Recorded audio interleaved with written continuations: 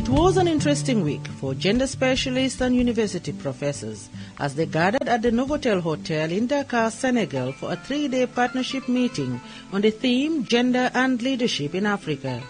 The Gender and Leadership Partnership meeting, held from 29 to 31st October 2012, was organized by UNESCO Breda in close partnership with the Division of Gender Equality at the Director General's Office of UNESCO Paris, UNESCO Accra, the UNESCO International Institute for Capacity Building in Africa, ICBA, and Rutgers University.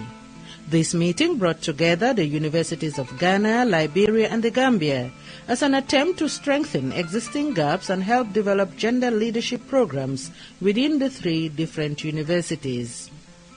We talk about women in leadership, but we always fail to realize that leadership is something for which we need to prepare women for, because it is not very customary, especially presently in Africa, to find a lot of women in leadership positions. And in this instance, we felt that most of the leadership programs are tailored to suit men. They're not always tailored to suit women.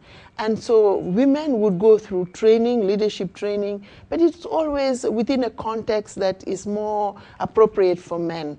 And as a result, most women leaders tend to imitate their male peers. So, this is a way of ensuring that there is a more gender-sensitive response and approach to the training that women would have, so that they would not lose their femininity or their gender in imitating the male gender. They would be a leader, but be a woman leader, bringing in also certain qualities that are more generic to women without changing anything. I think essentially that's why we thought about it, and we've been working with gender specialists to ensure that at the level of universities, they would be able to also develop tailor-made programs that would address transformative leadership for women. The objective of this program is to help